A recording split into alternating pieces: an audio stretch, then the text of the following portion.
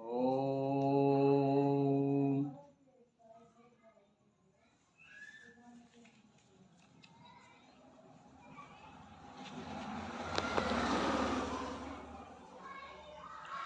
वंदो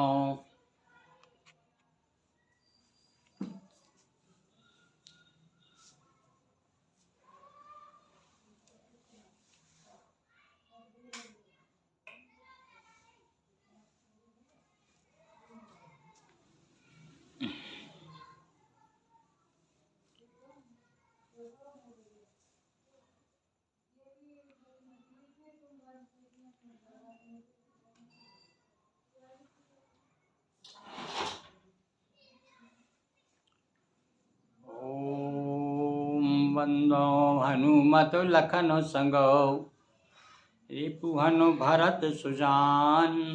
सिया राम जी को नमन गाऊं मानस गान। सियावर रामचंद्र जी की जय। हाँ, श्री हनुमान जी महाराज, नर्मदा जी, अखिलेश्वर महादेव तीनों को आवाहन करते हुए आज हम फिर रामचरितमानस की ओर आ रहे हैं। बंधुओं, आज हमको 285 दिवस हो चुके हैं और यानी 285वां दोहा चल रहा है। और आज परशुराम संवाद आपको कल आपने देखा कि किस प्रकार से देवन दीनी धुंधवी प्रभु पर बरसई फूल। जब हाथ जोड़ करके चले गए परशुराम जी तो जय जयकार हो गई राम जी की। नहीं तो राम जी तो कह रहे थे कि महाराज हम तो आपसे सब तरह से छोटे हैं, तो छोटे बन के आदमी कैसे बड़ा बनता है, यह राम जी के चरित्र से हमको सीखना है। लघुता से प्रभुता मिले, लघुता से प्रभुता मिलती है भाई। जैसे देखो आज प्रभुता मिल गई ना भगवान को। तो अति कह गए बाजने बाजे और सबई मनोहर मंगल साज। एकदम से स्थिति पलट गई। अभी अभी क्या था, सारे लोग जो है भयाकुल थे और अब जो है स्थिति सारी मंगलमय हो गई। सारे लोगों के दिल उछलने लगे। और जूत जूत मिल सुमुख सनैन सुनैनी करई गान कल कोकिल। सबसे पहले तो बाजे बजवा दिए देवताओं से। या देवताओं से आदेश मिल गया कि हाँ भाई अब खुल गया है, भाई मार्ग खुल गया है। तो सुंदर सो सुनैनी कह रहे हैं। अरे भाई, तो जितनी पत्नी औरतें हैं, भगवान ने कुछ स्त्रियों को, जो महिलाओं को जो बनाया है, वो तो सब सुनैनी हैं। वो कुनैनी भी होंगी तो भी सुनैनी लगती हैं लोगों को। ये कैसा कुछ माया मुँह बना दिया है भगवान ने कि पुरुष मनोहर निरकई नारी। तो जूत जूत मिल सुमुख, सुमुख यानी सुंदर मुख वाली। अब किसी के नयन सो सुंदर नहीं है तो मुख है, और मुख नहीं है तो नयन है। मतलब इसलिए सुमुखी भी कहा और सुनैनी भी कहा। समझे आप? ये दो क्यों कहा है? तो हमको भैया ऐसा लग रहा है कि कई बार ऐसी महिलाएं भी हैं जिनके नयन अच्छे नहीं हैं और मुंह अच्छा है, देखने में अच्छे लग रही। और कई ऐसा है जिनका चेहरा अच्छा नहीं है पर आंखें बिल्कुल हिरणी की तरह मार। तो सुख विदेह कर बरन न जाई, जन्म दरिद्र मनऊ निधि पाई। अरे बहुत गरीब आदमी जिसने कभी पैसे नहीं देखे हों और अचानक उसे 100 रुपये का नोट मिल जाए, दरिद्री महादरिद्री जो है, और उसे निधि मिल जाए, संपत्ति मिल जाए, तो समझ लीजिए कैसा। तो संपत्ति तो है ही, समय भगवान सब संपत्ति रघुपति की आई। सारी संपत्ति उन्हीं की है और संपत्ति खुद संपत्ति है वो। इस समय तो उनके जमाई है, जमाई से बड़ा। देखिए हमारे भारत गृहस्थ आश्रम में सबसे ज़्यादा पूजनीय और सबसे ज़्यादा आदरणीय यदि कोई कहना चाहिए संबंधों में रिश्तेदार होता है तो वो है बेटी का पति, यानी जमाई। जमाई कहते हैं लोग, जमाई को कस लोग कहते हैं भैया जम और जमाई एक से होते हैं, जम जाते हो। तो ये हंसी मजाक की बात होती है, पर वास्तव में जमाई भी जो है दूसरा पुत्र होता है। हमारे यहाँ तो माता पिता पिता है नहीं, 5 प्रकार की 5 माताएं होती, इसमें सास को भी गिना गया है। हमारे विद्वानों ने गणना की है कि सास भी माता की समकक्ष होती। तो ये संपत्ति मानी उन्होंने। तो विगत त्रास भई सीय सुखारी, जन विदुदय चकोर कुमारी। चकोर कुमारी कहा है, चकोर। चकोर का बड़ा लोकगीतों में बड़ा वर्णन है, मेरी चंदा चकोर है। ऐसा गीत गाते, लोकगीत गाते, जो को मौके पे याद नहीं आती, नहीं तो मैंने ये लाइन को बहुत गाया है। तो ये चकोर कुमारी कहा है, चकोर की कुमारी जिस प्रकार से चंद्रमा को देखकर प्रसन्न हो जाती है। कल कुमारी बताया ना, छोटी अभी तो छोटी है वो, ज़्यादा उम्र नहीं थी, पहले छोटे छोटे शादी हुआ जब हो जाया करती थी भैया, थोड़ी उम्र में ही। राम जी की कहा जब वनवास हुआ था तब 27 साल के थे। अरे बताइए, अब तो 30-30 साल के लड़के फिर रहे हैं, नहीं। और उनको तो गृहस्थ आश्रम में आ गए और कुछ दिन रहे वहाँ पर, उसके बाद में वनवास भी हो गया। तो विगत त्रास भई, और जो दुखी थी सीता जी, उनका त्रास दूर हो गया, उनका संकट दूर हो गया, भय भयभीत भी थी, तो भय चला गया उनका। अब तो सारे लोग प्रसन्न हो गए। और जनक की ने कौश की प्रणामा, और प्रभु प्रसाद धनुवंजय रामा। और अब जनक जी को यूँ हौसला हुआ, अभी तक तो बिल्कुल चुप थे परशुराम जी के बाद, जब परशुराम जी चले गए सारा भय दूर हो गया। अब जाकर के प्रणाम किया उन्होंने, विश्वामित्र जी को प्रणाम किया कि महाराज देखिए आप अच्छे आ गए, आपकी कृपा से धनुष का भंजन हुआ, नहीं तो जाने क्या गत होती मेरी। मैं तो मन मन पछताए सी है, तारी मन में पछता रही थी कि हमारे पतिदेव ने कहाँ का ये इतना बड़ा हिसाब किताब जमा रखा है, ये नहीं करना था, ये प्रण वगैरह नहीं करना था। तो मोहि कृत कत कीन दो भाई, अब जो उचित सो कहो गोसाई, हे गोसाई। अब यहाँ पर बार बार गोसाई क्यों कहा गया है कि वो स्वयं गोसाई थे वो, और वो गोसाई शब्द भैया उस समय अवधी भाषा में मैं समझ रहा हूँ गोसाई बड़ा पूज्य शब्द है।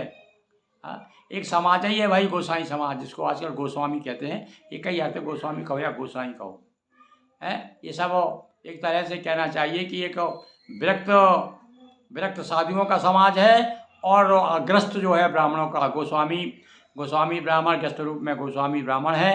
पर देखो दोनों की उपाधि बराबर है।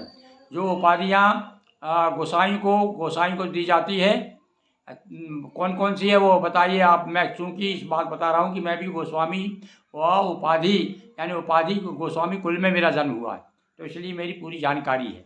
तो मैं आपको थोड़ा सा बता दूं कि गोसाई जो है बड़ी विचित्र बात है, दो धारा चल रही है। लोग बड़े गौरव से कहते हैं, जो विरक्त सन्यासी आते हैं कहते हैं हम तो भैया नाद के हैं। नाद के यानी मंत्र द्वारा, कान द्वारा जो उसको गोस्वामी बना गया। ब्राह्मण था पर वो गोसाई हो गया, तो कौन गोसाई यानी साधु हो गया। जब आदमी ब्राह्मण से एक डिग्री आगे बढ़ जाता तब गोसाई हो जाता, इसलिए गोसाई पूज्य है। हमें गोसाई यहाँ तो हमारे यहाँ तो इस प्रकार से एक कहावत है कि जगत गुरु ब्राह्मण जो है जगत का गुरु है। फिर अब उसका गुरु भी कोई होगा, बोले हाँ उसका गुरु है। बोले उसका गुरु कौन है, बोले उसका गुरु सन्यासी बाबा है। तो वो कौन सन्यासी बाबा, यानी कि जो गोसाई कहलाते हैं, दक्षिण गोसाई। कौन वन क्या क्या नाम है भैया, तीर्थ आश्रम वन अरण्य गिरि पर्वत सागर पुरी भारती सरस्वती, ये 10 नाम उजागर।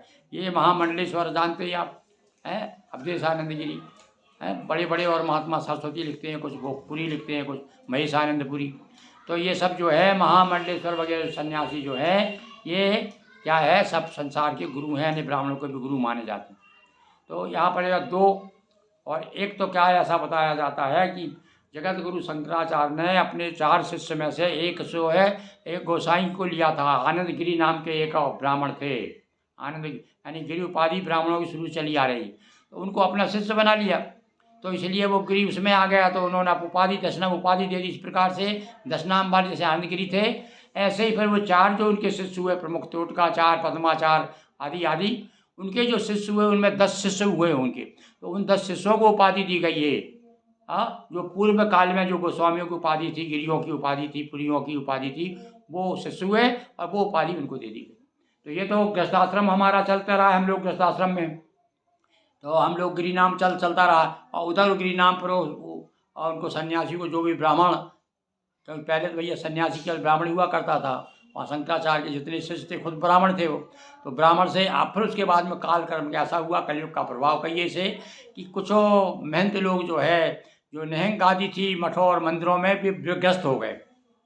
अब वो ग्रस्त हो गए तो वो भी वैसे ही अपने आप को अब मानने लगे कि हम तो वही अखाड़े और वही हम अखाड़े हमारे और वही हमारा मठ है मड़ी, जबकि वो बाल बच्चे वाले हैं।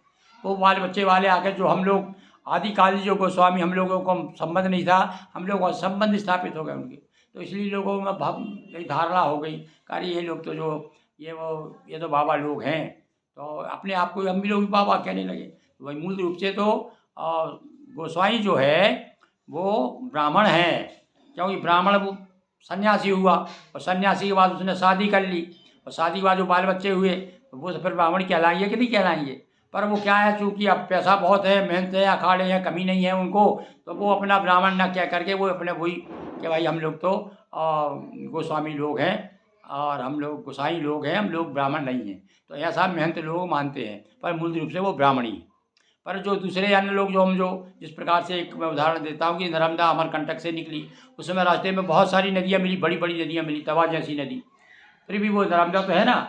ऐसे ही हम लोग जो है आनंदगिरी के बारे ब्राह्मण का नाम आता है, ये जो शिष्य हो गए थे उनके शंकराचार्य जी के। तो ऐसे ही वो गिरिनामा उस समय से चला आ रहा। अंगरागिरी से बताते हैं कि भैया अंगरागिरी से ही, और अंगरागिरी के जो शिष्य हैं उनके जो पुत्र वगैरह पर चलाओ, तो वहाँ से जो है गिरिनामा चला है। तो ऐसे तो इसलिए गोस्वामी जी, अब ये जो है वैष्णव संत थे, ये जो गोस्वामी जो गोसाई हम लोग जाति इस समय मानी जाती है, ये शैव संत माने जाते हैं, शैव ब्राह्मण माने जाते हैं। दो इनमें भी दो फिरके हैं ना, जो मठों के जो महंत है वो ग्रस्त हो गए, तो वो आपको अपने आप को गोसाई कहते हैं। और ये जो चले आ रहे हैं तो वो लोग अपने आप को मानते हैं कि भले लोग उनके प्रभाव के, महंतों के प्रभाव के कारण ये जो ग्रस्तों गोस्वामी ब्राह्मण है, उन्हें लोग ब्राह्मण ना मान के गोस्वामी मानते।